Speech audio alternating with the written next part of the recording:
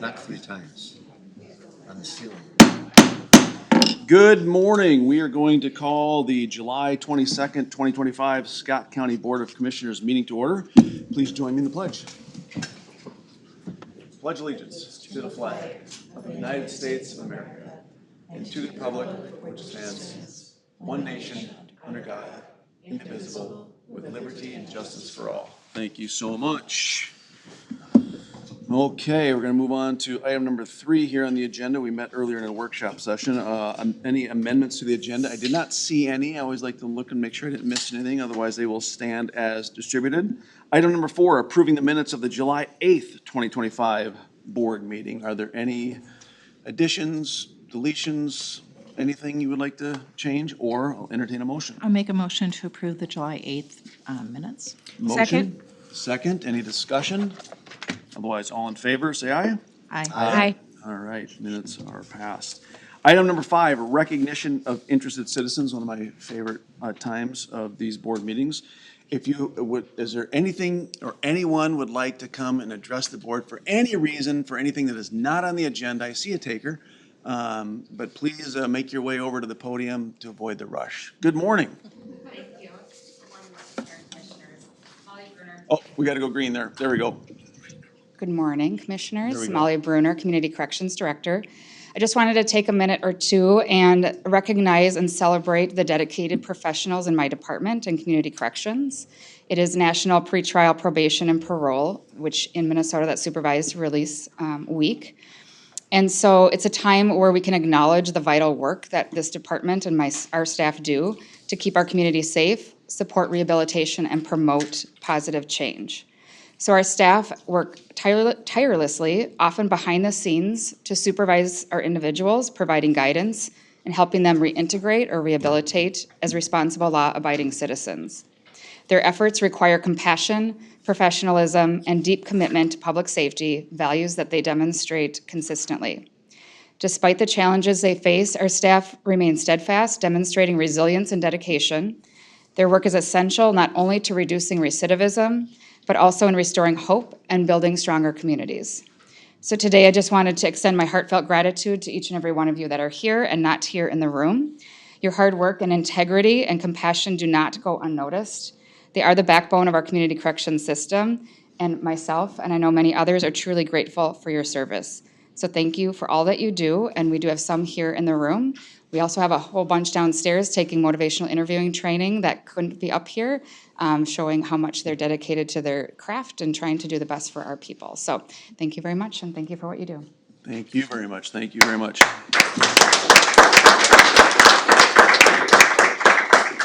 Yes, thank you for doing all of that hard work, keeping society safe and trying to get those other members back into society. So thank you for all the work that you do. You know, that kind of hits home for me. So my daughter's in that realm. So thank you so much for saying that. Anyone else? Anyone else like to make their way to the microphone, going once, going twice? Okay, we're going to move on to the consent agenda, which we have 9 items today. These will all pass with one motion. 6.1, adopt resolution number 2025-170, authorizing entering a contract with Damascus Way Reentry Center, Inc. for a women's transitional housing program and a budget amendment. 6.2, adopt resolution number 2025-181, approving the rezone of 40 acres from A1 Agricultural Preservation District to A3 Agricultural Preservation Density District. Randy Kubish, applicant, and Richard Lee and Joan Elizabeth Dreemeyer, property owners. 6.3, adopt resolution number 2025-182, approving a final plat and conservation easements for Brink Business Park consisting of 2 lots. Brink Development LLC applicant and property owner. 6.4, adopt resolution number 2025-183, approving an interim use permit for a detached accessory dwelling unit. Randall A. Wagner and Luann Wagner, applicant and property owners. 6.5, adopt resolution number 2025-186, authorizing entering into a master services agreement with Toptall LLC for quality improvement consulting services. 6.6, adopt resolution number 2025-187, approving the renewal application for an optional 2 a.m. liquor permit for SSK Group, LLC, DBA Doherty's Tavern in Spring Lake Township. 6.7, adopt resolution number 2025-188, authorizing the lawful gambling off-site permit for Jordan Fire Department Relief Association in Sand Creek Township. 6.8, approve record of disbursements and approve claims. 6.9, approve payroll processing of personnel actions. Those are the 9 items on consent. Members, what is your pleasure? Mr. Chair, I'll move approval of the consent agenda. All right. Second. We have a motion and a second. Is there any further discussion on these 9 items? Seeing none, all in favor, say aye. Aye. Aye. All right, consent agenda passes.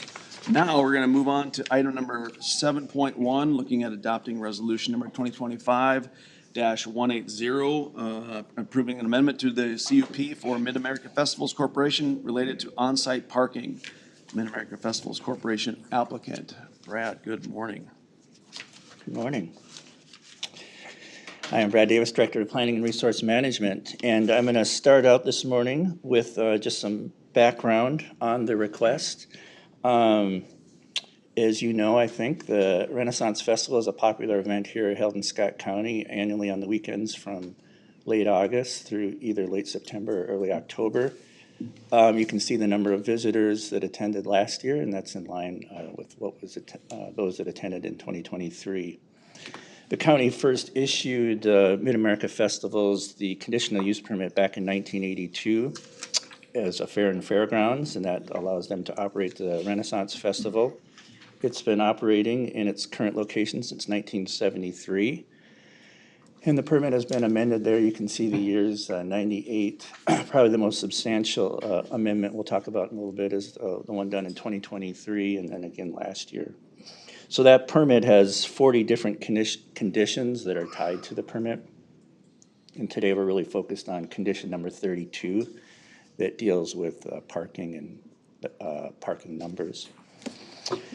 Another thing that Mid-America needs to do is submit annual operation plans each year for the upcoming season, and they have submitted all of those required annual operational plans for the 2025 season. This is a site location map showing the location of the festival grounds and the parking areas. As you know, it's located between Highway 169 and the Minnesota River, between State Highway 41 and 145th Street. Mid-America has leases or agreements with some of the underlying property owners where the Renaissance Festival occurs. This is an aerial photo that was taken this spring showing the festival grounds, and then the Kings Lot. You can see that the Kings Lot is an active mining area. And if you compare the spring 2025 aerial with last year's 24 aerial, you'd see that some mining has extended south on that Kings Lot. So most visitors, or I should say all visitors, arrive either by vehicle or by bus to attend the Renaissance Festival. There are 2 entrances into the festival grounds. The driveway access connecting to State Highway 41 on the north, and that is on SMSC land. And Bryan Rock has access rights to use that roadway, and then through that, Renaissance is able to use that north access point, but it is a private access. The south entrance are public township roads, Red Rock Drive onto 145th, and then into the Kings parking lot.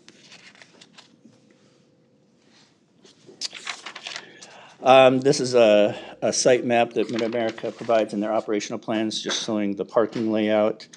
There are about 8,000 parking stalls in both Kings Lot and Queens Lot, and this just shows the layout of those different parking areas. So I think most of you were on the board when the conditional use permit was amended back in 2023. That was in response to complaints of traffic congestion that was backing up on local, county, and state roadways during the 22 festival season. You might remember that some of those event days in 2022 had about 10,000 to 13,000 vehicles entering the site on some of the busiest days. So major changes were made to the operations of the Renaissance Festival. and then were incorporated into the CUP amendment.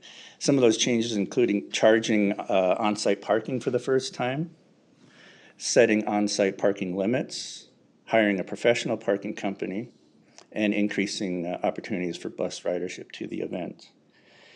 So I think everyone agrees that with those changes, the 2023 and 2024 seasons were very successful when it comes to alleviating the traffic congestion that we saw in 2022. So this slide shows the total attendance at the Renaissance Festival in 2024 and 2023 for the weeks that are shown there, the different weekends, or in some cases Fridays, Saturday, and Sunday. You can see by the numbers when you look at attendance, the weekends in mid to late September tend to generate the most attendance. In both, we saw that both in 23 and in 24. And then in the yellow columns is shows the number of vehicles that were parked on the property. You can see how many parking passes were pre-purchased versus how many were purchased day of. People arrived at the gate and were able to buy a pass at the gate. And then you have the total there. Not everyone that prepays actually shows up, so then you actually see the daily scanned in. So those are the true number of vehicles that were parked each of those event days. Again, it's in mid to late September that you start seeing parked vehicles reach 7,000 and even exceed 7,000 because they were allowed to resell after 1:30.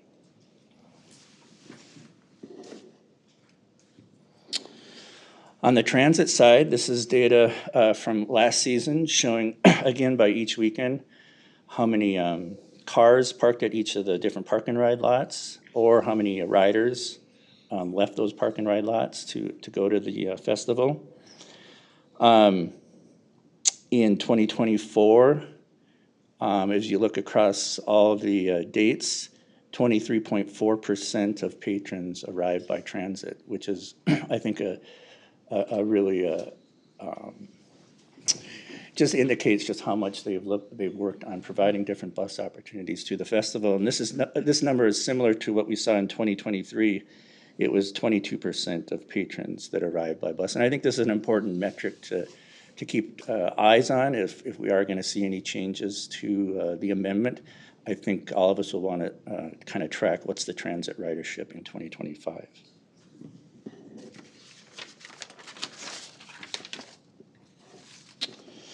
So going into the 2025 festival season, there's just a couple of notable transportation or land use considerations. Southwest Transit, which is one of the bus providers, will be adding Labor Day to their service schedule. So we hope that provides, again, good transit opportunities for patrons. On the land use side, the Dakota Prairie Composting Facility, which I know many of you are familiar with, that is now open and will be operating this fall. And if you know the location of that, it shares that north entrance road off of Highway 41. The composting facility will be open on Saturdays this fall during the festival season from 8 a.m. to 2 p.m. In the staff reports, you'll see some initial information from Dakota Prairie estimating that on Saturdays there could be up to 100 to 200 large commercial hauler trucks using that access road and I guess intermixing with Renaissance Festival patron traffic during those Saturdays. So Mid-America has proposed 2 amendments. Originally it was 3, but they withdrew the one that you see on the bottom there. That withdrawal letter was included in your packet. So they are no longer looking to utilize the green ferry lot for overflow parking. So we'll really focus on the remaining 2 amendments. The first one is to increase the number of on-site parking passes that they can sell daily from 7,000 up 10% to 7,700. And then the second one is allowing the reselling, or we sometimes use the term backfilling or sometimes replenishing, of those daily on-site parking passes as vehicles exit the site. But they want no time restriction to do that. Currently, the amendment that happened last year set that reselling only could occur after 1:30 PM in the afternoon. Again, at no time could the on-site parking exceed 7,000, or if there is a change, it would be 7,700.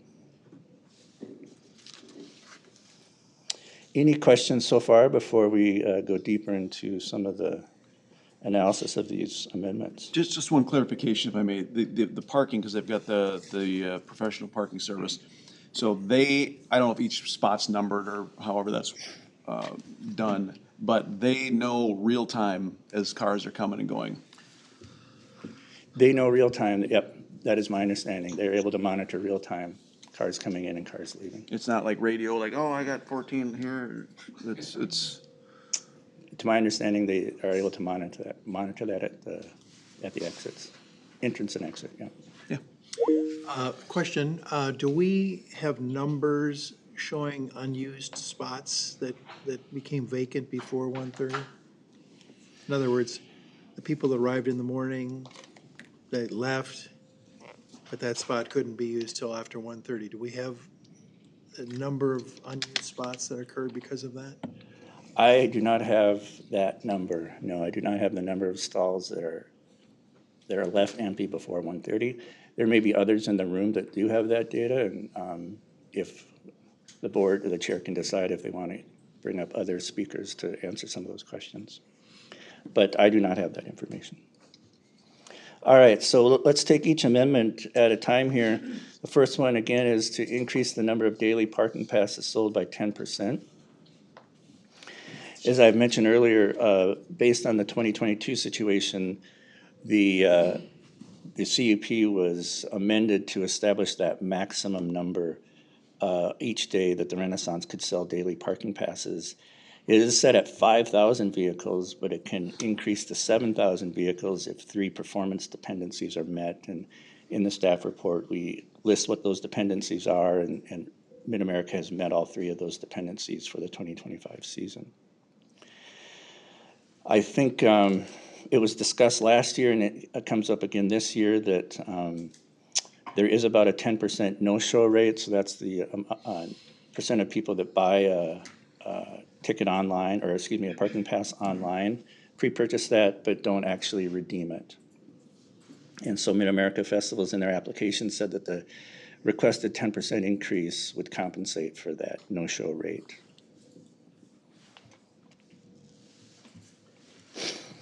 You might recall that 7,000 maximum was set based on county staff's evaluation of kind of what's the overall capacity of the festival site to accommodate the arrival, entrance, queuing, and parking of vehicles. That does these 3 things. Doesn't create a backup or spillovers of traffic onto the local county or state roads.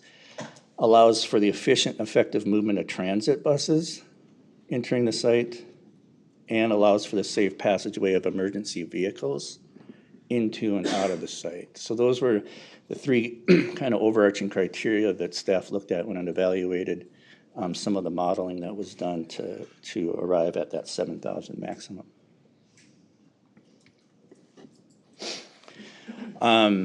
The Mid-America Festivals traffic consultant, SRF, did that traffic impact study in 23, and as I mentioned, modeled a 5,000 vehicle scenario, an 8,000 vehicle scenario, and then they even, I believe, went to a 10,000 vehicle scenario. And what the study found is that kind of that maximum site capacity of about 8,000 vehicles, the site can handle 8,000 vehicles without resulting in any apparent festival traffic congestion. Once that threshold is reached, it could cause some of that congestion and spill over onto the supporting roadways. They do note, though, that 8,000 capacity could increase if parking operations moved from what was kind of a volunteer basis, or a volunteer parking situation, to a professional parking firm, which it did hire for the 2023 and 2024. It will be in place again in 2025, and it's my understanding that interstate parking is under contract through the 2027 festival season. So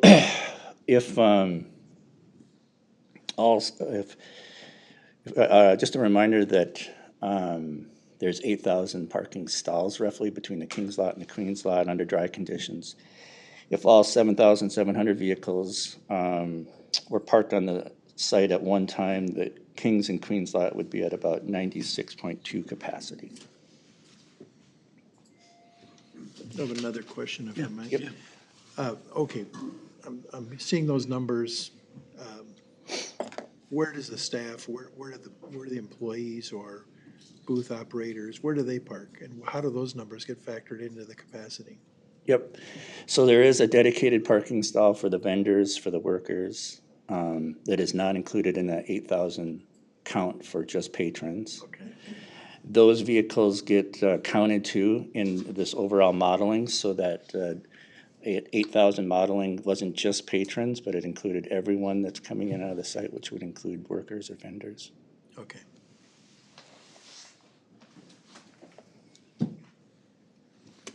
Can I ask a quick, Brad, so 7,000 people can buy tickets at this point, and 10% are no-shows. That is what I the heard that. applicant has So said. yep. about 6,300 then come, then instead of 7,000, is that right? So if we were to increase that number 10%, some of those people would not show either. So it would still be short of 7,000 by 70 people. Is that correct? I have not done the math, Okay. Commissioner Some Wolf, heads nodding. I did the Heads math. but I trust your math. It's right. No. Yep. But so it would still be short of the 7,000 people, even by adding 700.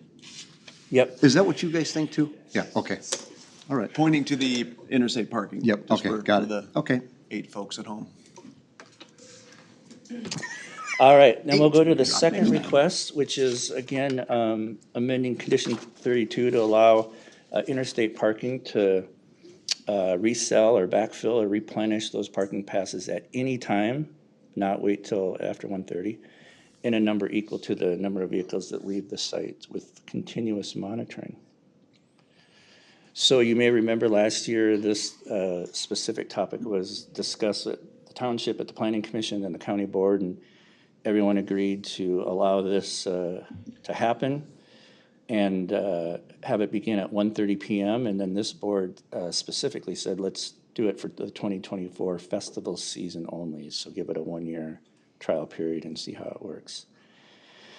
And as I showed you earlier, that on 3 occasions last fall, the company resold tickets that then resulted in more than 7,000 vehicles on the site. You can see the dates of September 14th, the 21st, and the 28th, and how many vehicles were actually parked those days. So this year, the applicants are requesting that we delete the for 2024 season only and make that a permanent allowance. And on top of that, remove that 1:30 start time and leave it to the discretion of interstate parking to determine when backfilling should occur each event day. So the reason for that, as is mentioned in the report, is there was a date last year on September 28th when that 7,000 parking limit was reached at about 11:30. And that, of course, is 2 hours before they could start replenishing. And in the application material, there's some drone images that the applicant provides and just some narrative of what they observed during those 2 hours, that because they were not able to backfill with diverting traffic or vehicles just waiting, that caused backups onto 169, even though they believe there was ample available parking stalls on site. So to avoid that situation moving forward, that is what's prompting them to request the removal of the 1:30 start time.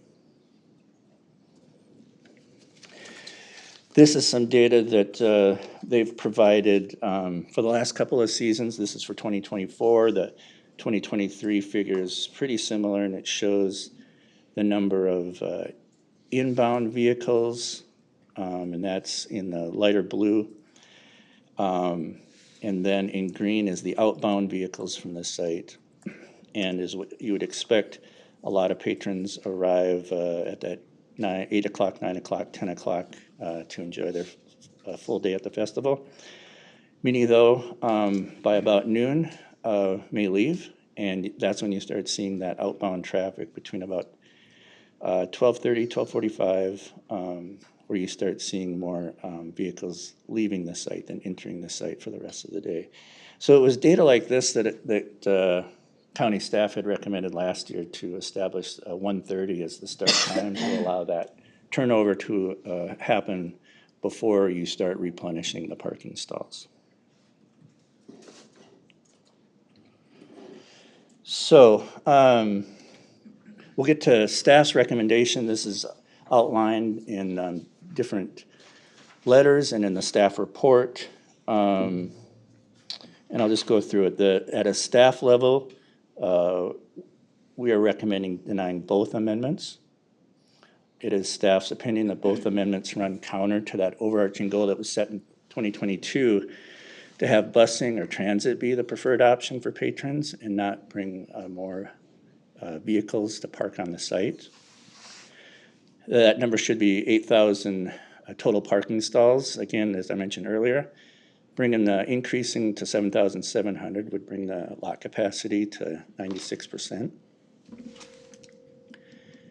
If you recall, if you increase that number, you're now about 300 shy of that modeled 8,000 threshold. No room for error there as you get closer and closer to that 8,000. And in particular, this season, there's going to be that increased Saturday traffic on the North Entrance Road that I guess there's some uncertainty as to how much traffic is that really going to generate. But until we see that traffic on a Saturday, we don't know what that's going to mean to the efficient flow of traffic on that north end. It is staff's belief that allowing backfilling at any time throughout the event day will disincentivize pre-purchasing of those tickets. Once patrons learn they can drive right to the venue and wait until a stall opens, there will be less reason to pay in advance. So these are the reasons that staff did not support it, and some of those staff are in the room here. If you have questions, we have Mark Callahan, our county traffic engineer, who provided a comment letter in your packet on expressing some of these concerns. Captain Steve Collins and his team, who actually run the day-to-day operations of traffic, is in the room too and is available to answer any questions. Thank you. So that is staff's recommendation. Then those recommendations were forwarded to the township. The township met on this back earlier this month. They recommended it would be appropriate to give the Renaissance Festival an opportunity to prove that they can manage the traffic to the site, provided there are safeguards built into the changes.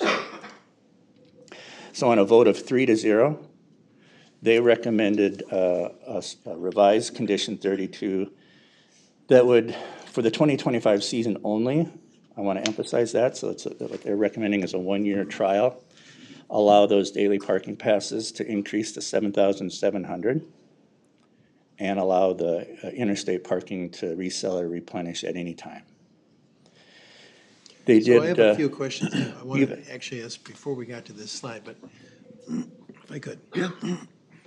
The 10% no-show, now I wonder how that was calculated, because if you did it over the whole Renaissance Festival season, I'm sure the weather wasn't perfect on all those days. So I wonder if the no-shows on a rainy, bad day skew that 10% no-show. On a beautiful day, is it still 10% no-show? I don't know. So that's a question. The other question I have is, I'm not sure how the mechanics works on this. Let's just say we said you can replenish at any time, but we said, no, you can't increase the parking. They replenish at any time, and then they have people that have bought. Isn't there a chance that they will oversell? I mean, how does that work?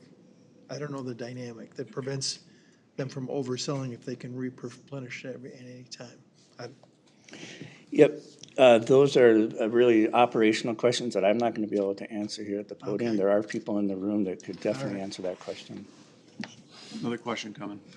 Chair, I would recommend that we discuss this, each portion of the amendment separately. So Section A, regarding the replenishing and section B regarding the number of parking stalls, parking available. That would be what I recommend. I mean, that might help. Well, I don't know about that, because it seems to me that there's a strong relationship between the two. If you said no to capacity, then there's more question about replenishing at any time. If you have more capacity, then I think there's potentially less problem with replenishing at any time. So I think there's a relationship there between it. But I want to, maybe the parking guys can shed some insight on that. Yeah, and I think in the interest of getting our questions answered, I'm certainly open to understanding those mechanics better. If you allow me, Mr. Chair, I'll finish my Yes, yes, please do. presentation, then Please do. I'll stand down and you can call up who you need to answer questions. Yep, so then, so the township's recommendation you see is A and B there, and then they did recommend what we refer to as some safeguard language, and what we mean by that is there's kind of a what if language. So that's what you see in italics there that was offered up by the township, that if county staff determines that there is congestion caused by these two changes, we could revoke this 2025 allowance, and they'd revert back to where they were, 7,130 PM. All right, so then that's up there. Also in the public record are some comment letters. We received a comment letter from the Shakopee Metawakan Sioux community. That letter is included in your staff, in your board packet.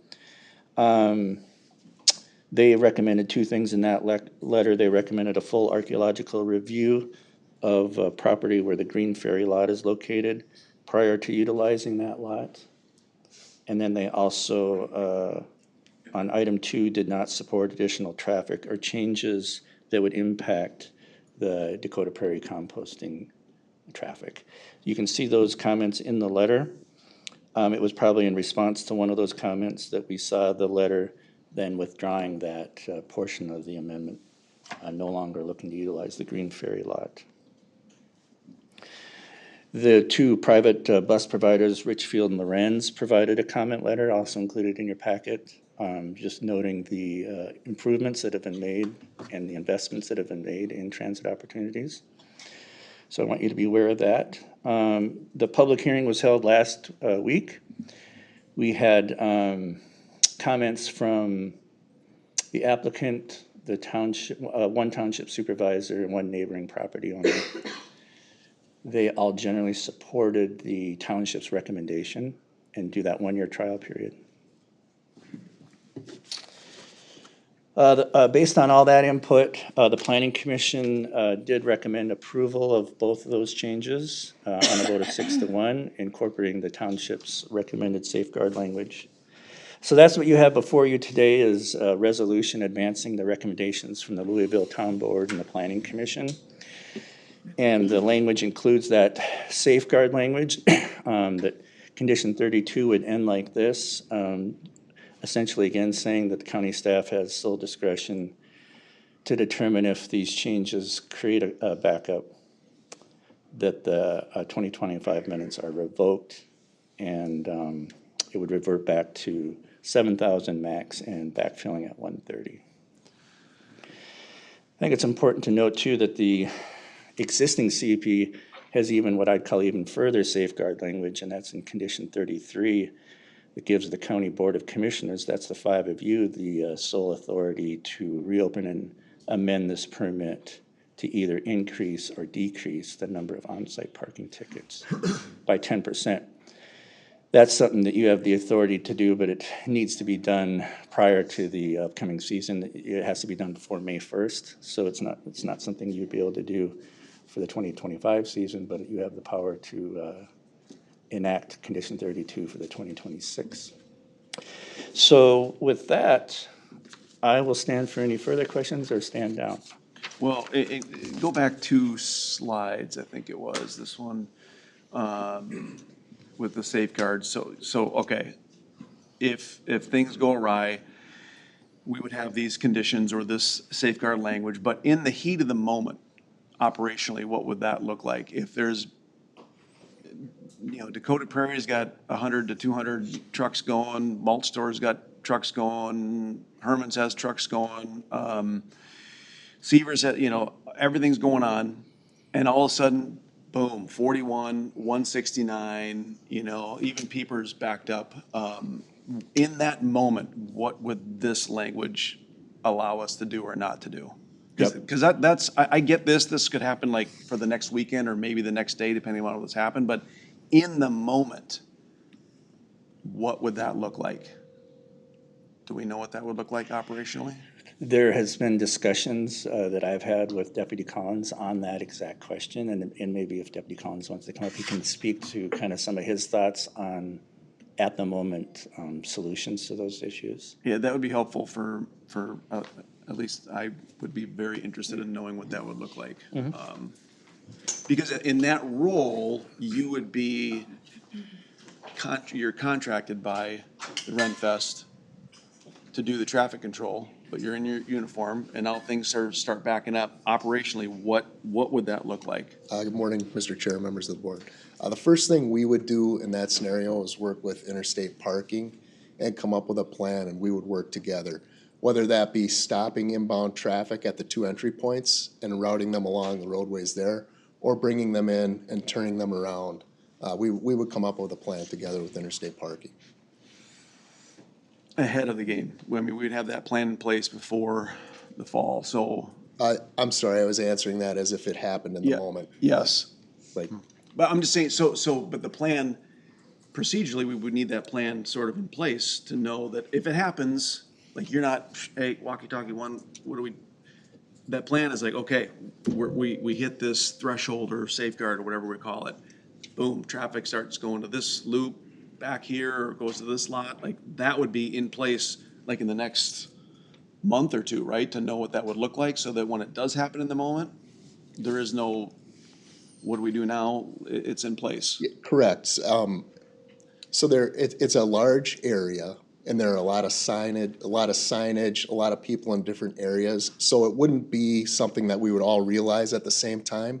We would have to communicate and work Sure, together. yeah. And once we identify that issue, then we would deal with it. Okay.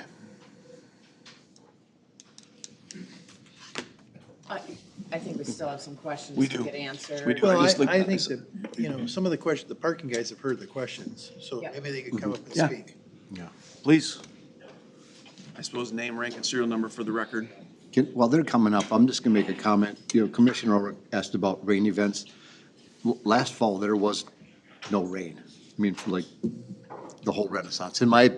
If I'm wrong, I didn't have nobody in this area, but I'm pretty sure it was dry as a, yeah, so anyhow. Okay, All right. yeah. Good morning, Mr. Chair, Commissioners. John Matsko with SRF Consulting. I'm kind of responsible for the overall plan and that off-street type operation type of thing. Tony and Jesse are here with Interstate Parking.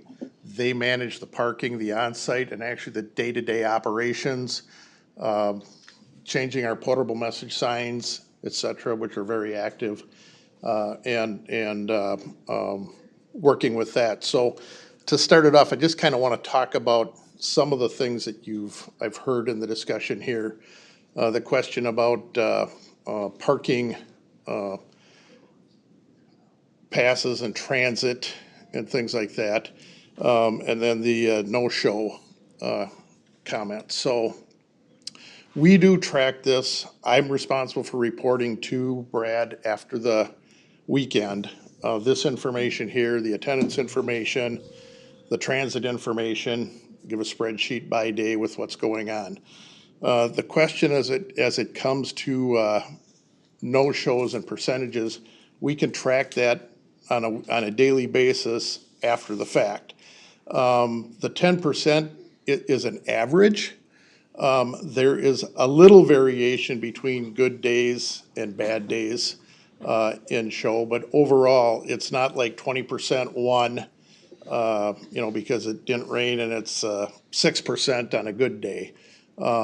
They're all hovering around that 9.8 to 10% through the process, and like I said, that's all easily reported by day to do that.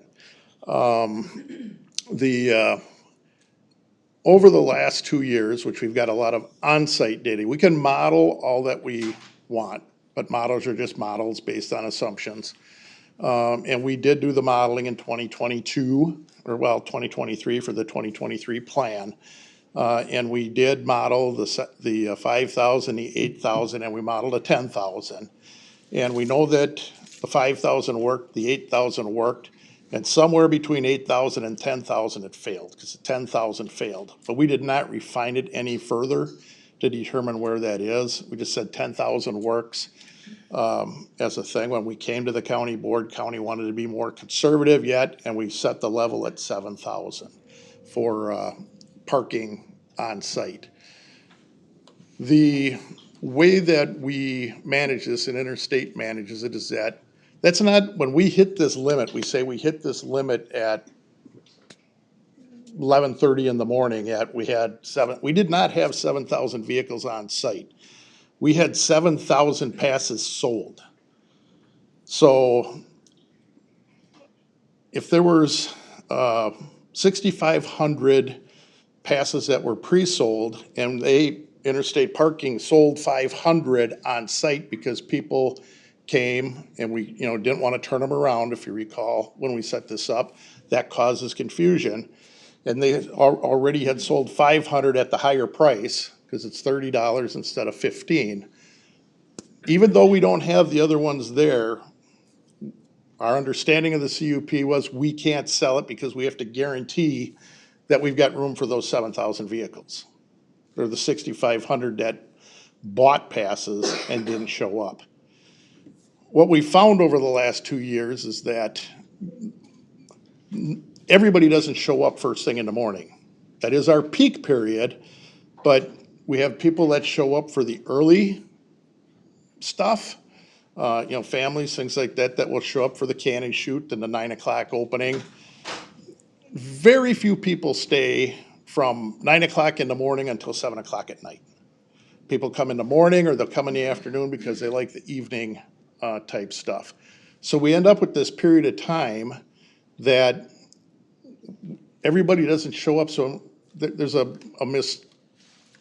misunderstanding or some confusion over when we say we hit the 7,000 limit. That's not 7,000 vehicles on site. That's 7,000 total passes sold for the day. So over the last 2 years, there's been 2 times that, from my perspective, off-street, which we were hired to do is to keep people off of 41, off the township roads and things like that. There's been 2 events that have caused us to back up traffic onto 169. 41, we've not had an issue with vehicles backing up on 41, but we have had it on 169, and that's when one of them is when the train comes. We can't do anything about a train. I mean, it's got the access blocked and things like that. There's nothing we can do. We manage.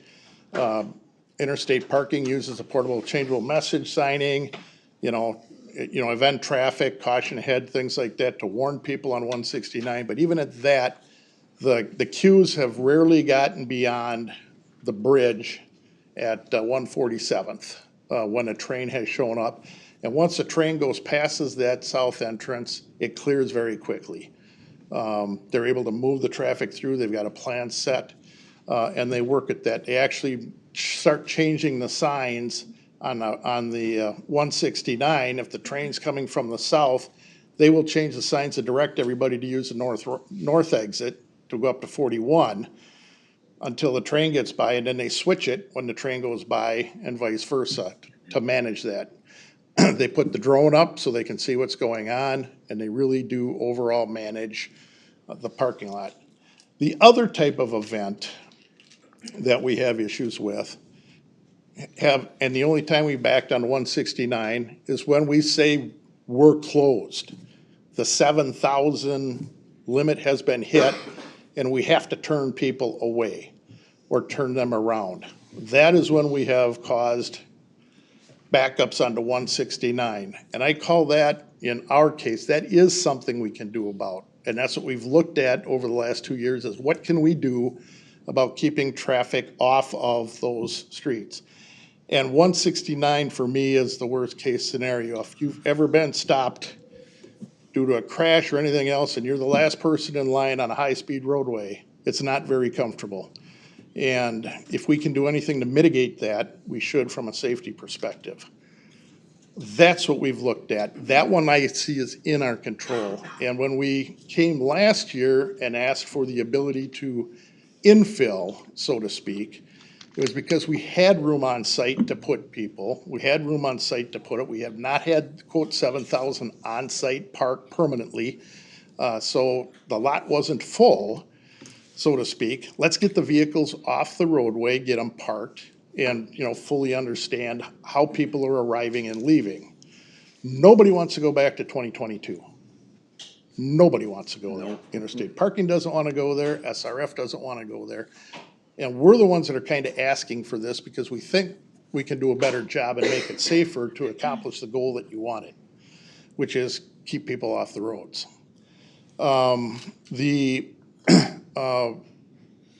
So in doing that, last year when we looked at this, and in your packet, in our request on page 4, there's actually what it looked like on 169 in the background with cars packed up there, and down below what the status was at the Queens lot and the Kings lot at 11:30 in the morning on the same day. And there's still some room in the Kings lot, and the Queens lot is virtually wide open. And we told people that we don't have room, and that's because those prepaid passes have not all showed up yet, and they're not there. So we asked for I understand why we did last year at 1:30, because there's that point where I gotta find it here, Brad. I'll go the other direction. Other direction?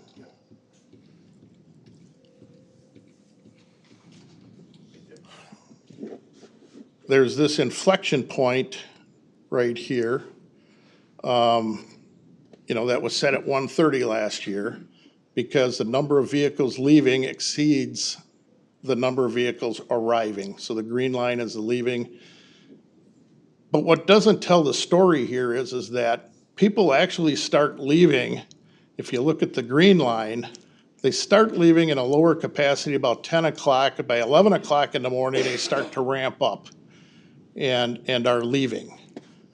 The slope of the line at the same time, if you look at, from 10 o'clock to 11 o'clock, arrivals start to decrease a bit.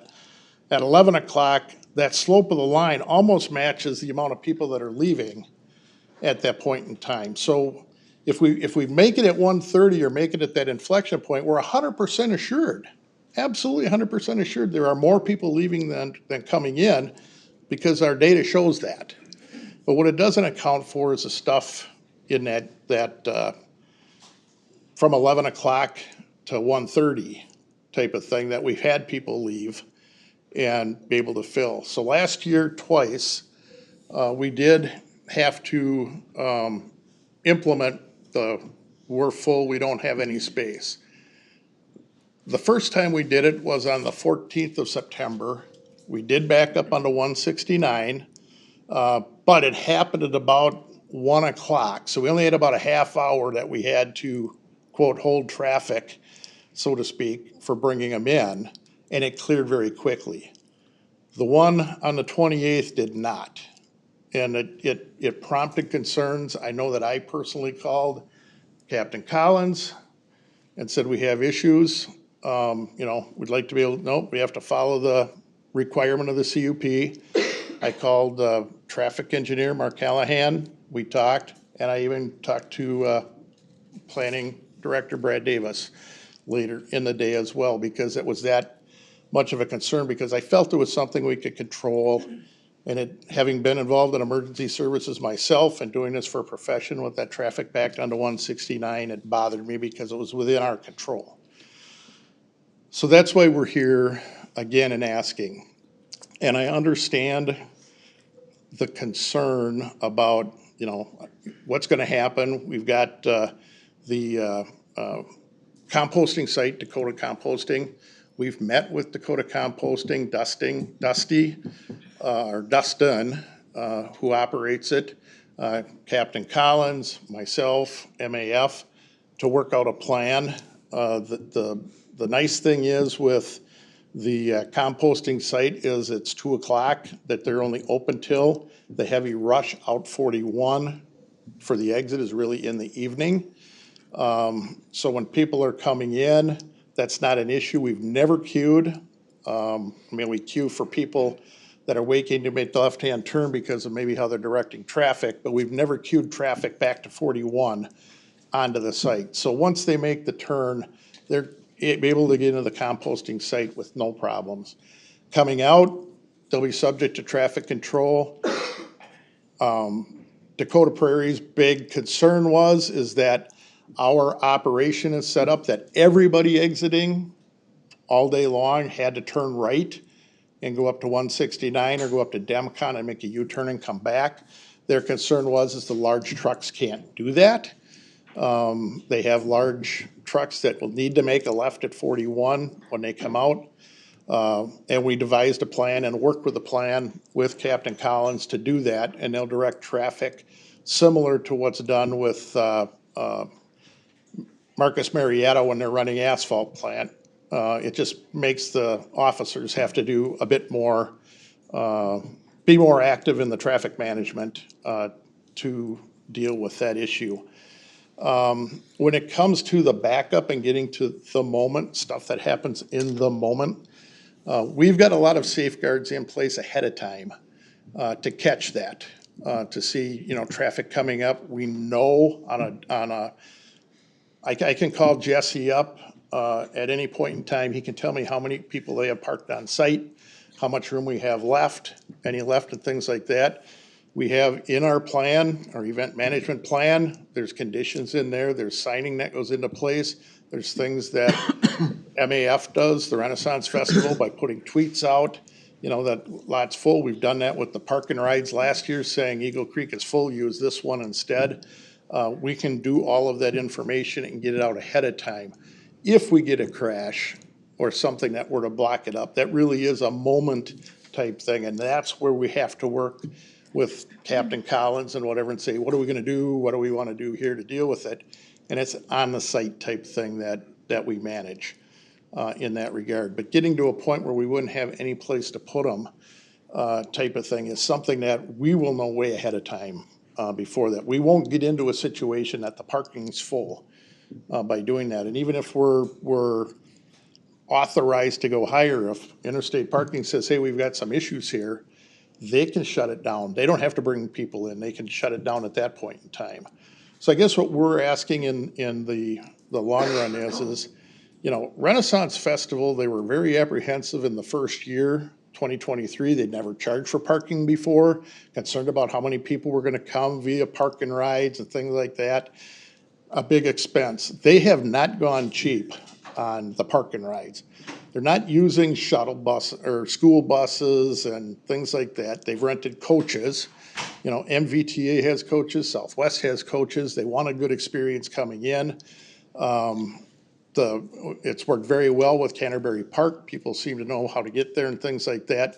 They've made big investments in doing that. And Southwest coming on board last year with their first year, they were very happy with the ridership, that they're actually adding Labor Day this year, both to the fair and to the Renaissance Festival. So, the commitment to transit, if you saw the article in 2023 that we showed here, someone had done a go to the Renaissance Fair and never take your vehicle from downtown St. Paul, take the Green Line to Minneapolis, take the Orange Line down to the Burnsville Transit Hub, take the Burnsville Transit Hub right to Renaissance. You can go and come back. Good press, good media, 23% ridership, which is up a little bit. This year they're adding some more buses. We're adding some more buses to the event to help improve that. So there is that commitment. And so, in my closing to my end on that is that we are very, very committed to this being a good experience all the way around for everybody. We've worked with the businesses. We want to make it better We want to eliminate any issues that we can ahead of time, particularly ones that might be, as I would say, self-inflicted, that can management meet your concerns, help them operate well, and give everybody a good express. So from the exterior, which is what you see from there, if you have questions about the interior and how it operates and the parking management, I can bring Tony or Jesse up at that point. So if there's no other questions of me or any questions of me, I could answer those. Do you have some insight you want to give on the mechanics of this? Sure. If that's okay? Yeah. We're here. Mr. Chair, Commissioners, good morning. I'm Tony Janowick, CEO and founder of Interstate Parking. Nice to see y'all again. Time flies. I feel like I just saw you last week, but it was last year, I believe. So I don't want to repeat everything John said. I think he did a very good job outlining kind of the overall intent and strategy behind the traffic management plan and how we execute that. Are there specific procedural items that I can focus on for you? Okay, I'm wondering about this replenish at any time. How would that work if you were not given the extra parking? Would there be a potential of accidentally overselling if you didn't get the additional, 700 spots or whatever it is? That's one thing I'm wondering. I'm wondering about the, if we said, no, we're not gonna do replenish at any time, we'll do it at noon. Just talk a little bit about that. Sure. Yeah, and I think earlier you had made a very intuitive comment about the two being related, which they absolutely are. They can be handled on a mutually exclusive basis, but they do work in tandem, meaning the additional capacity request as well as the ability to backfill without a time restriction to that. In short, with the additional capacity request, the probability of reaching 7,700 and having to consider backfilling is diminished dramatically. Based on historical numbers, we wouldn't have really ever even had to consider backfilling if we just had the higher capacity to start with. Could there be a scenario that we reach the new capacity and still would need to trigger backfill to eliminate traffic backups on the roadways? Sure, that could happen. From the opposite perspective, if we were not granted the additional capacity, then the need to enable backfill without a time restriction becomes absolutely imperative. I've been doing this for 25 years. We operate large event venues across the country.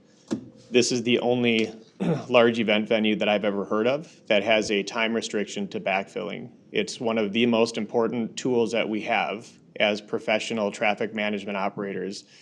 And while I understand the original intent of not granting that 3 years ago, the fact that we don't have that tool available to us today is very peculiar and frustrating for us as a professional operator. So that the data-driven recommendations behind the additional capacity is frankly the fact that the original limitations did not take into account the no-show factor. And I think that was probably a data point that was just too hard to prove that industry norms would apply to the Renaissance Festival. So we didn't really focus on that much. With 2 years of data, we're now showing that the no-show factor at the Renaissance Festival is almost identical to every other large venue that we operate, whether it be American Family Field for the Milwaukee Brewers, whether it's the Wisconsin State Fair, whether it's the Utah State Fair, Arizona Athletic Grounds. They all end up with about a 10% no-show factor. So increasing the 7,000 to the 7,700 honestly is more or less asking for what we originally applied for. Because what our original intent was to have 7,000 physical vehicles on site, not taking into account no-show. And this just kind of gets us to where the site can actually handle that. As John mentioned, while we have independently confirmed that the site can handle 8,000 vehicles, physical on-site parking capacity, the 7,700 capacity request with the normal routine no-show would be, you know, around 7,000, 7,100 vehicles parked on site. So we're not really at that 97% of capacity. We would never ask for that, honestly. I would never recommend, in my professional opinion, that you would allow pre-sales that could equate to 97% of your on-site capacity. That would be a really bad idea. So we are actually, you know, suggesting that we end up at about 86% on-site capacity with this new threshold limit. So that's kind of my commentary and background to the capacity increase. I would be surprised, honestly, if we have to even go into the backfill procedure if we have that new capacity. The backfill procedure, to me, should be a very logical approval of this commission. If you ask any large event venue or even others in my industry how important of a tool that is to achieve the desired results of the CUP, of the intent of the CUP that you've approved, we just honestly need it. We need the right to backfill when we deem it necessary and when the availability is on site. That feature does not disincentivize transit. It does not discourage people taking the bus. The consumer pricing that's set up is the biggest encouragement of transit. As you know, last year we only backfilled one day. Didn't change our transit numbers on the days that we didn't have to close down, right? There's plenty of motivation. People love the transit option if that's what they want to do.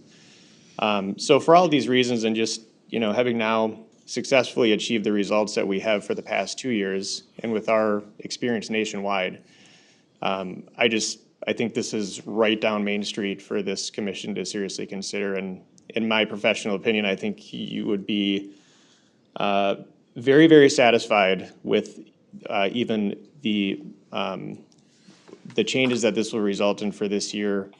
Like John mentioned, the one day that we could control backing up on the surrounding roads in 169, we didn't have the tool in our hands to do it. And that to me is kind of silly.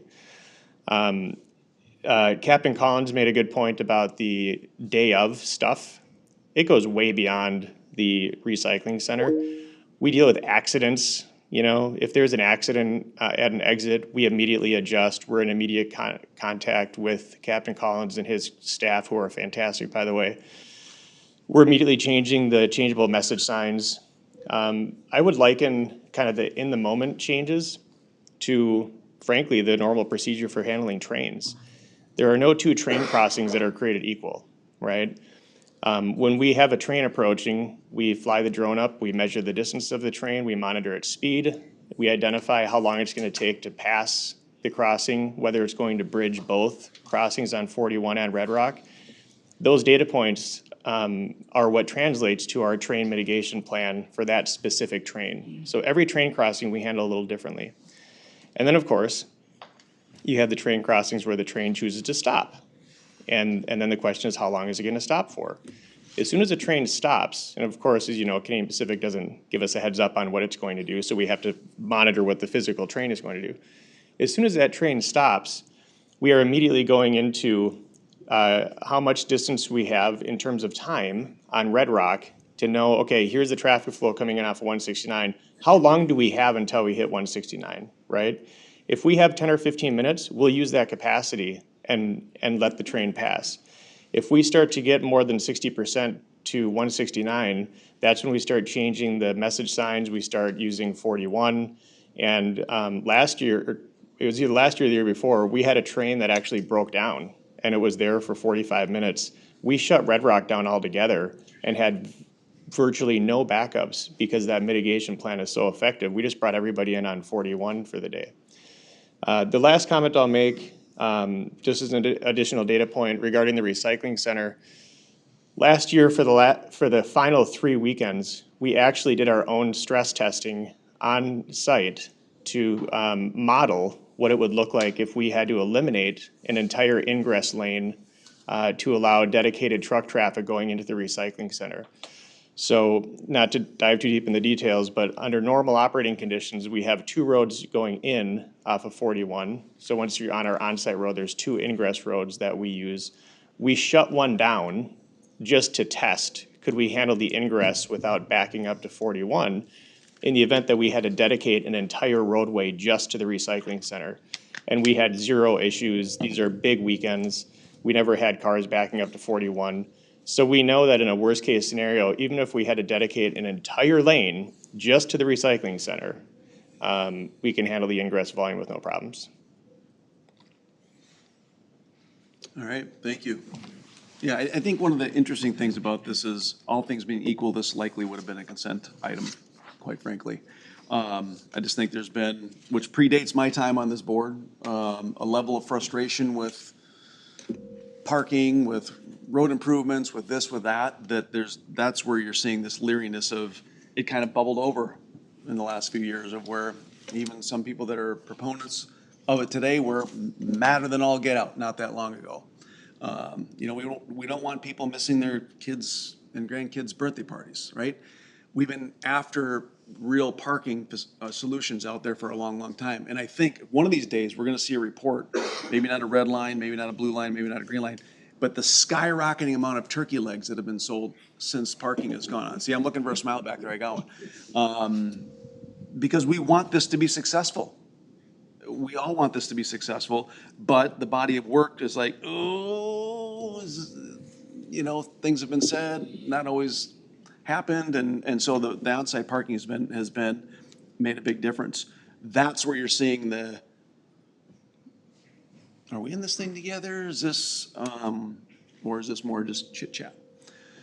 I totally get it. I mean, I wouldn't have a job if there weren't the problems that occurred, which is a silver lining for me, I guess. But the reality is, the last 2 years, hopefully the community and certainly our neighbors and opponents turn good friends. Like, I think Bob is here. We spend a lot of time together every year at the Renaissance Festival, which I look forward to probably more than he does.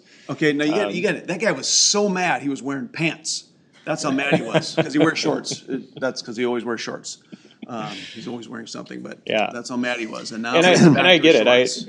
That's some of the original provisions in the CUP were perplexing to me, but understandable, because I came in at a point where it had boiled over, and I'm like, I get it. The Renaissance Festival is being heavily restricted until they figure this out, right? Totally get it. From my perspective, since I've been involved just for the past 2 years, I guess our request and our commitment to this community, to this board, as my company has Interstate Parking, and I am personally on site most festival days. If I'm not, Jesse is here every festival day. Like I've said publicly before, you know, if I didn't think we could be successful in achieving the desired outcomes of the intention of the CUP, I wouldn't be up here making these recommendations. Nobody's coercing me to do that. My company reputation is far more important than what Bo would like me to stand up here and say. So with the past 2 years of success, hopefully we've over-delivered from what everybody's expectations were. And this is just yet another way that we can further improve upon what's already going pretty darn well. And so just from our end, from our professional opinion, I would love to have these tools available, and I think we can make this an even better experience for your community if we can achieve that. Questions? No, I'd make a comment. We say it's a one-year trial, but this is a day-to-day, right, type of a trial. If it goes bad on a Saturday, Sunday, nope, going back to 7th, right? So You're 100% right. that's, I mean, I think we have enough circuit breakers or backstops, so, right? I'm going to say it again, because I apologize to Brad that I overstepped.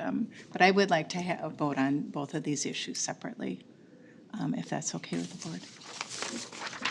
What's your, Well, just to comment on, comments on this generally, or I'm not gonna comment on that particularly, but sure. generally on this issue, I try and balance I want the Renaissance to be as successful Yes. as they can be. Yep. And then I want to manage the traffic as well as we can, so there isn't congestion and liabilities for everybody else. Yep. And then I look also at the votes of the Planning Commission and the vote of the township. And, Those are important pieces of information. They were in favor of this. And then I look at what's been expressed here, and the question is, will this request of theirs create more or less congestion? And I have a feeling actually this has a potential of protecting us against more congestion. In other words, being able to backfill. You don't want to send people away and have them turn around and go somewhere else because you can't backfill. And then having an overflow lot, I mean, those are like safety valves. So I think those are good things. And then the fact that we have a kind of a guard, that Commissioner Wolf referred to, if this doesn't work, we go back to the old way. I guess I'm comfortable with the Renaissance request. And I don't care how we vote on them, but. Hello. I watched every second of the planning commission meeting more than once, and so that was very helpful. I think I would have a lot more questions and a lot more to say today, but for that. So I thank everybody, and especially staff, who put a lot of time into this. And that's something, as much as I think we want to continue to have those backstops, we also need to balance it with how much really taxpayer time is going into this and how much we want to keep coming back to it. I was a heck no in the beginning, but my DNA, so it probably comes from that. But I've learned a lot, and I think the information presented has been good. John, I think you're right, but that there's some changes here that could actually alleviate congestion. You've convinced me. The two concerns I have, in general, I'm supportive of both these amendments, which is very different than how I felt a couple weeks ago, and I really didn't know how any of these folks felt. Is this isn't something we can put in here, but my request and a lot of people have this request, is just please continue to use transit. Please continue to do the marketing that you're doing and use it and make it even better and adjust it, because this isn't going to be like every year we're going to up parking a little bit. There's a limit here, and that transit needs to work for the Renaissance, but for all the other businesses and all the other attractions around the area. So I plead that we continue that, and we'll be your partners in that too. And then the sign management and the active day of management has just been phenomenal, and I think we need to continue that coordination with the sheriff's office and make sure that we are partners in it. But I will say I've spent a lot of time the last couple of weeks talking to folks most impacted by the traffic of the Renaissance, and in general, almost everybody is supportive, especially with the backstop of, if it doesn't work, we can change it tomorrow. I think that was really, really important to them. I don't like that for the long term, because I'm thinking about staff time and all that. But so it sounds like we'll be here again next year. But my goal would be that this isn't an annual, yearly thing either, because we've found this is how it is now. And again, removing the Green Ferry lot was very important to me. I was very, for lots of reasons, I did not think that was a good move. So there, I think some of you have been wondering what I was going to say. That's what I say. Well, I mean, this is an interesting situation, because you've got a enterprise that's running at a very short window of time in a season on borrowed ground with new neighbors and old neighbors mining, and so there is a limit. I know the Green Ferry lot is, I think, owned, but then there's some questions about what might need to happen to have that go into, operations, maybe not someday. But yeah, we're getting to those finite numbers. So you're right, I don't want to be doing this every year. But with everything that has gone on, like I said, has predated me and many of us, the frustrations, it's like, I'm not also, trust me, I want lots of turkey legs sold. And I don't want to be spending a ton of taxpayer time on this. And I want people to be safe. I want people to go to their grandkids' birthday parties. I want everyone to be successful and everyone to be safe. So yes, it has to be a 1 year for now. It has to have those circuit breakers that make sense for now. And then hopefully we're done with this. We've built this partnership. We finally have all gotten to the same place at the same time, and now it's onward and upward. So with that, are you looking to, Mr. Chair, I make a motion to adopt resolution number 2025-180, approving an amendment to a conditional use permit for Mid-American Festivals Corporation related to on-site parking. there is a motion on the floor. Second. There is a second. Is there any further discussion? I have one item before we call for a vote, but is there any other discussion? Could amend it if you wanted to do one by one. Oh, there is that. There is that. I'll leave it as it is. Just the idea that are the safeguards on this particular resolution looking, Yeah, I have a question Yes, about that okay, too. Is yeah. it any of our 746 employees of Scott County who can, make that determination? I wasn't how's thinking that that one. work? I wasn't thinking that one. Katie just got excited back there. She was gonna pull one. But are the safeguards, looking at Brad, because votes matter, staff was like, hey, we're not in favor of this. But with the safeguards, does the safeguards included in this resolution give us those backstop circuit breakers, whatever we want to come up with, to revert back to a plan that we know has worked pretty well the last year or two? Is staff satisfied with that language? And Captain Collins is here as well, that we hopefully never have to do, but get it in so it's done and we can, another year trial, and then from here onward and upward. Yeah. Staff confident in that. Mr. Chair, Commissioner, so when it comes to the safeguard language, we did get the recommendations from the township. I think in consultation with our county attorney, we kind of crafted the language, what we felt maybe a little bit tighter, so it's more legally defendable if there are actions that need to be taken on that safeguard language. So I think in that regard, we are legally comfortable that we can act on that language if needed. All right, looking in the back, the boys in brown are good. And the shiny badges. Okay, so we have a motion. We have a second. I'll ask any further discussion? Otherwise, all in favor, say aye. Aye. Opposed? No. All right. That is passed 4-1. Okay, we're gonna move on. Well, you know what, in the interest of time, do we want to submit our committee reports in committee? Are we?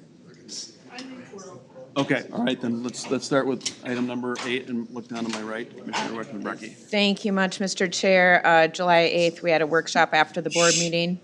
Also on that day, I had my monthly meeting with County Administrator Leslie Vermillion. July 10th through 14th, I was at the NACO Annual Conference and Policy Committee meetings. A lot of the tone there really had to do with the impact of the federal changes on states and counties around the country and what we're going to deal with that, and a lot of talk about a possible or maybe even likely additional reconciliation bill coming our way from the federal government that's going to have more changes. So just a lot of uncertainty, trying to figure out how to be more ready for that, how to speak with our congressional representatives.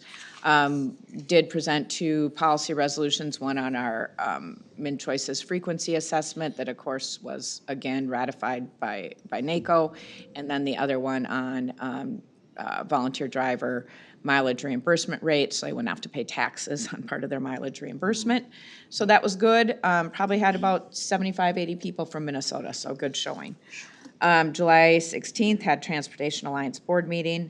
July 17th, I attended the DEMCON open house on their MSW proposed expansion. Not very many attendees who weren't somehow related to local government. July 18th, had Scale Executive Committee meeting.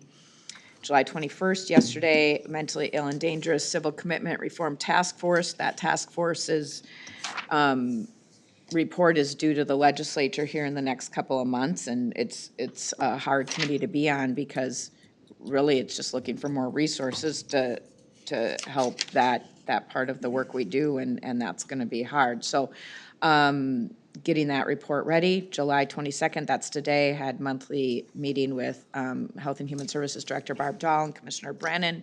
And then we all had the library board workshop prior. That's the end of my report, Mr. Chair. Thank you very much. Commissioner Wolf. Thank you, Mr. Chair. On the 9th, the MESB met, kind of quiet there. The Prior Lake quarterly meeting was that afternoon. On the 10th, met with the WMO and a constituent out in Credit River about some flooding that's been going on out there. It was pretty well attended. I think there might have been 15 or 20 people out there. And it's crazy how much when you put these houses in a little bit, wherever the water's coming in, and create more water coming down, how quickly these crevices can develop on a landscape. And so we're gonna look to possibly the WMO and others to maybe help fix that as time goes here. That evening, Elko New Market met, very quick meeting. Spring Lake Township had their meeting, and then planning zoning, and the big topic that night was the Ren Fest like we just had, and then of course the library this morning. That's my report. Thank you very much. Commissioner Brennan. July 8th was the CDA meeting, and they'll be here later, so I don't have anything to say about that. July 10th, I had a meeting with the Shakopee Mayor, City Administrator, Leslie Vermillion, and Commissioner Beer. We talked about joint meeting possibility that will happen in this fall, I believe, and the topics that we would like to discuss jointly. July 11th, I had my meeting with Leslie Vermillion. July 15th was the Prior Lake Spring Lake Watershed District meeting, and they've been discussing in workshop Ditch 13. And they came to the conclusion in the vote at their regular board meeting that they will go ahead with Ditch 13 and taking over that. So I believe that will be coming to us in August. July 15th, I attended the Shakopee City Council meeting. Our staff, our transportation staff, did a presentation on Marshall Road and the plans for Marshall Road. They really did a great job, and the city council supported the work that's being done. I don't know if I had anything else on that. July 16th was the AMC legislative update on SNAP. July 16th was the Lower Minnesota River Watershed District meeting. They have a letter coming in response to the letter that we sent to them regarding the board makeup of that board, seeing that Scott County is the largest county in that district. July 22nd, I had a meeting with Barb Dahl and Barb Wachman-Brecky on HHS. That's it. All right. Thank you very much. Commissioner Ulrich. I was on vacation during some of this period, so my report is a little lighter than normal. So the 8th, had a fish meeting related to goals of fish. We're having a regular working group on establishing targets and goals for things like posting and needs met and partners and affiliates growth and vibrancy of our board and vibrancy of the network. All things are being looked at. The 10th, 169 Quarter Coalition Officers Meeting. We're going to go back to regular dues. Dues have been cut in half for the last few years. We're going back to regular dues. I'm going to remain on the board. The hope is that the county would continue. We talked about if the county did not continue with the coalition, that would really harm the viability of the coalition. So I think that'd be a very serious blow to the coalition, I think, if we weren't part of it. So I think we should take it a year at a time, and I'm hoping we'll stay one more year with the coalition and evaluate it on a year-to-year basis. But obviously, we do that anyhow, evaluate everything on a year-to-year basis. The 21st, the MBTA Management Committee, I suggested that MBTA needs to work harder on the relationship with Scott County. And Luther volunteered that he wants to have more regular meetings with us, whether that would be the Scott County Transportation Committee or workshop or whatever, but he's ready and willing to work harder and on that. I think think that needs to be happening in all of Scott County. There are questions, you know, of how is MVTA doing in Savage or Prior Lake or Shakopee. I think there's some fun things that are going to be happening with transit in Shakopee related to the amphitheater. They've got special trolleys designed that will be pretty fun. Fish Executive Committee, that same day, we have a whole group of policies to guide our director and our staff, and including detailed time reports of how time has been spent on. So, you know, an attorney has to account for every 15 minutes, I think, and a lot of firms are. 6 minutes? Okay. We're not asking for that from our fish director and our, you know, and our support staff, but probably every half hour, you know, how did you use your time, you know? Good. So there's going to be greater accountability. Then I had a meeting, a little coffee with Jim Peterson yesterday, just to hear his thoughts on the Renaissance Festival. That's it. All right. Thank you very much. For me, 7-8 post-board workshop, 7-9 MESB. We talked, brought up the question about, hey, are we collectively talking about regionalizing some of our 911 and public safety communications? And so that's front of mind, but maybe not happening as fast as maybe we would like, but we'll see. What was this response? Actually, she's like, this keeps me up at night. Jill, the executive director, which I'm like, I'm sorry you're not sleeping, but awesome that this is front of mind. Okay, good, thank you. Yes, because I was not 100% sure, and so, but how do we, as a board, collectively move that forward? And so that it's not just a back burner, it may be back there because it's gonna take some time, but it's not a back burner issue, that it's a front burner issue, that it's gonna take some time. So I was, again, so I bought her some Ambien, I don't know what it is, so she sleeps at night.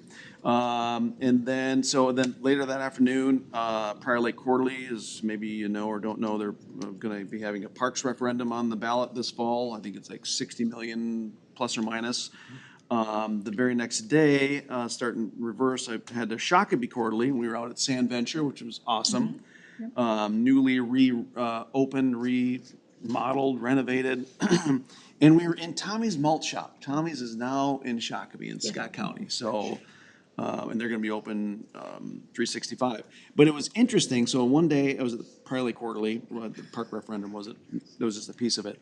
But Shakopee talked about, I wanna understand that more, that they charge their parks a rent of sorts, where they're collecting these fees over time, and that's what they, you were on that council, so to know, have these funds available to update, redo, change, subtract, add to parks, just an interesting scenario, just 2 days apart. Scott County Prevention Coalition, I only peeked in there just for 15, 20 minutes. That was one of their first back in person, so I wanted to at least pop back in there, but they had to get to the Shakopee Quarterly, which is a great meeting.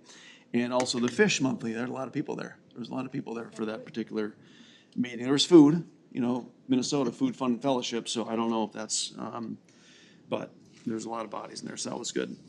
15th, as was mentioned, joined Commissioner Brennan at the Shakopee Council, where our transportation staff did do the presentation. Shakopee staff did appreciate the work and was noted, and ultimately we're in a spot to support that latest designs. And I was having some real-time communications with some folks in the neighborhoods that particular night. So that was on the 15th. And then this morning, the 722 Library Advisory Board. That's it for me. Looking down, item number 9. I have nothing, Mr. Nothing. Chairman. All right, County Administrator, nothing. How about, let's go for 2 for 2. Mr. Chair, Commissioners, nothing from us. Okay, all right, that's always good, quiet from the attorneys. So before we adjourn, we are going to be meeting next in a workshop setting, which is just like this meeting. This meeting is always open to the public and always notified on our website. These workshops are also open to the public. We're gonna be listening and hearing from Community Corrections, a CDA budget presentation, and then as we end, a commissioner round robin for any open items. So, Motion to adjourn. motion. Second. Second. Any discussion? All in favor, say aye. Aye. We are adjourned.